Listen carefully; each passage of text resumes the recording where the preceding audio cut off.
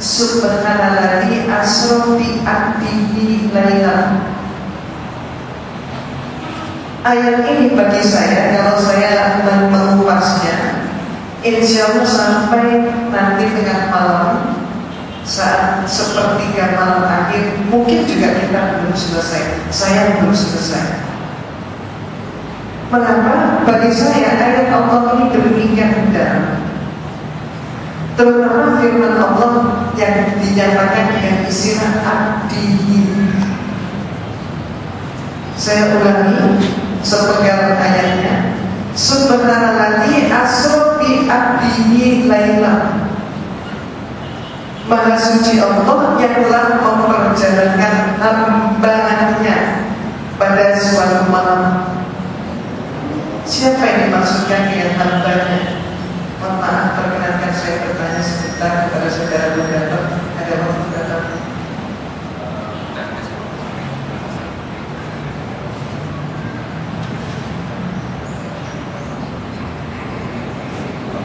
Oke.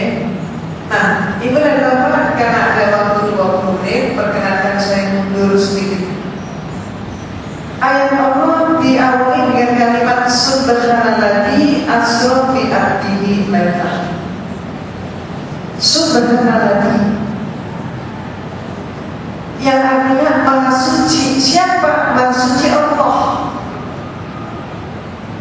Kalau kita cermati, yang berfirman adalah Allah. Allah menyatakan tentang dirinya yang Maha Suci. Dan dalam penghamalan hidup ini kita bisa merasakan, bisa menghayati karena membuktikan bahwa Allah itu adalah zat yang Maha Suci, Maha Agung, Maha Pemurah, Maha Pengasih, Maha Penyayang, Maha Pencipta, Maha Penyelenggara, Maha Adil.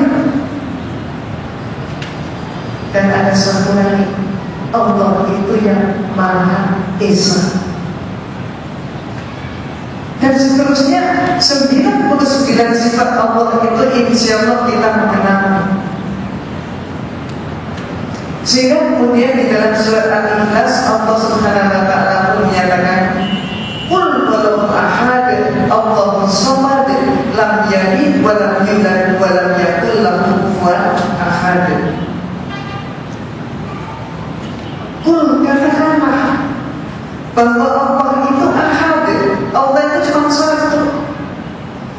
Allah itu tidak beranak, tidak berbapak, tidak berawal, tidak berakhir. Allah itu tempat pemohon. Allah itu tidak bergantung pada apapun dan tidak ada apapun yang dapat menyamai Allah. Ibu dan Bapak yang dirahmati oleh Allah. Kemudian kita sambungkan, kita renungkan kembali, kita jabarkan, kita cari hikmahnya. Mohon maaf, kalau kita sebagai hamba Allah ini yang namanya manusia, yang oleh Allah kita dikaruniai kemampuan untuk berpikir, punya hati, qalbu, punya kemampuan berpikir. Mohon maaf, oleh Allah kita diberi waktu sehari semalam itu 24 jam. Dari waktu 24 jam itu kira-kira yang kita pakai untuk tidur kira-kira berapa jam? Dihitung tidur malam sampai tidur pagi. Kalau ada yang tidur pagi, kemudian tidur siang, kemudian tidur ngantuk-ngantuk di bus misalnya, itu kira-kira berapa jam? 10 jam totalnya, misalnya gampangannya begitu. Maka sisa kita adalah 14 jam. Dari yang 14 jam itu, mohon maaf, kira-kira yang dipakai untuk berkomunikasi yang efektif, berbicara yang berhikmah, itu kira-kira berapa jam? Barangkali agak sulit menjawab. Saya jabarkan lagi. Kira-kira lebih banyak mana yang kita pakai untuk sudah bro, omong kosong dengan omongan yang bermakna? Kira-kira yang mana? Kira-kira kok lebih banyak, mohon maaf, bukan di sini tapi di masyarakat kita. Kira-kira di masyarakat kita ini kok lebih banyak ngomongnya itu omong kosong, basa-basi, sedang gurau daripada yang bermakna. Contoh saja, mohon maaf ketika saya mendengar ada seseorang yang menceritakan, kemarin kebetulan saya datang di sebuah pengajian di Lebak Bulus. Terus kemudian ada lagi yang menjawab, oh iya, kemarin ketika saya mau berangkat, alhamdulillah kebetulan saya berjumpa dengan tetangga saya yang juga berangkat ke pengajian. Oh iya, katanya tetangganya, iya kebetulan kemarin saya ketemu, jadi kebetulan saya bawa mobil, jadi kebetulan saya ajak bareng-bareng, dan kebetulan kita ke tempat yang sama juga tidak terlambat, kebetulan jalannya juga tidak macet, dan kebetulan lagi. Inilah manusia. Seringkali menggunakan istilah kebetulan. Padahal mohon maaf, tidak ada daun jatuh tanpa izin Allah. Karena itu kebetulan bagi orang beriman. Insya Allah bagi majelis taklim di Al-Azhar juga tidak ada istilah kebetulan. Semua itu dalam penyelenggaraan Allah. Maka mohon maaf, itulah sifat kita, keberadaan kita. Tapi sangat berbeda dengan Allah Subhanahu wa Ta'ala, dan yang Maha Agung, yang Maha Mengatur, yang Maha Kuasa, yang memiliki seluruhnya. Firman Allah tidak pernah sia-sia.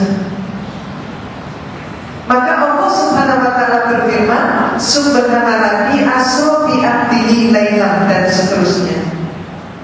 Apa yang dimaksudkan dengan terjemah lailan? Abdihi. Abdihi terjemahannya adalah hambanya.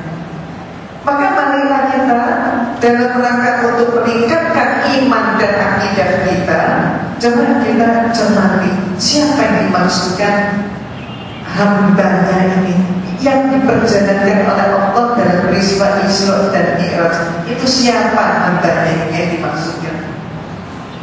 Siapa? Yang dimaksudkan adalah tidak lain dan tidak bukan hanya ada satu orang Nabi, yaitu hanya Rasulullah Sallallahu Alaihi Wasallam. Betul kan? Sampai di sini betul kan? Betul.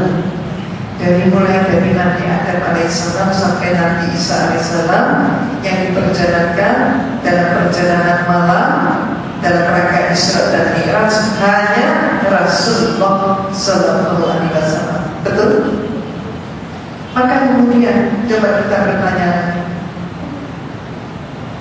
yang diperjalankan dalam peristiwa Isra dan Mi'raj hanya Rasulullah. Kenapa? Mohon maaf, kenapa? Ini untuk meningkatkan iman dan akidah kita. Kenapa Allah berfirman dengan istilah abdihi? Kenapa Allah tidak menyatakan langsung dengan kalimat Subhanalladzi asra bi Rasulullah Sallallahu Alaihi Wasallam, atau Subhanalladzi asra bi Muhammad Sallallahu Alaihi Wasallam? Kenapa pakai istilah abdihi? Apakah karena kebetulan? Tidak ada istilah kebetulan. Semua itu penyelenggaraan Allah. Setiap Allah berfirman, firman Allah itu adalah petunjuk. Nah, kira-kira kita ambil hikmahnya, kita cermati apa yang dimaksudkan di sini. Ibu dan bapak, hikmah yang bisa saya ambil antara lain dari sekian banyak hikmahnya, yang menjadi penekanan saya adalah bahwa Allah Subhanahu wa Ta'ala memberikan penjelasan, penegasan bahwa Rasulullah, bagaimanapun kita mencintai beliau, Rasulullah adalah hambanya. Penekanan ini dimaksudkan agar supaya kita umat Islam tidak sampai terjerumus dalam kesalahan-kesalahan dan dosa-dosa yang telah dilakukan oleh umat-umat terdahulu. Allah yang Maha Pengasih, Maha Penyayang, Maha Pengampun. Allah mengampuni semua dosa seberat apapun, tapi ada satu macam dosa yang Allah tidak berkenan memberikan ampunan. Dosa apa? Syirik. Bukan karena Allah tidak mampu memberikan ampunan, tapi Allah tidak mau memberikan ampunan atas dosa itu. Sementara dari periode ke periode kita bisa lihat dari sejarah para nabi, keterjerumusan manusia justru pada sektor itu. Kita buktikan contohnya